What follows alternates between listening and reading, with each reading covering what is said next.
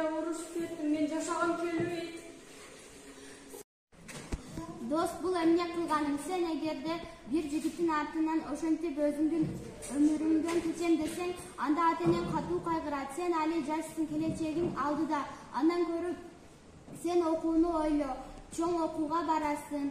Андай жигиттерден көбү табылат.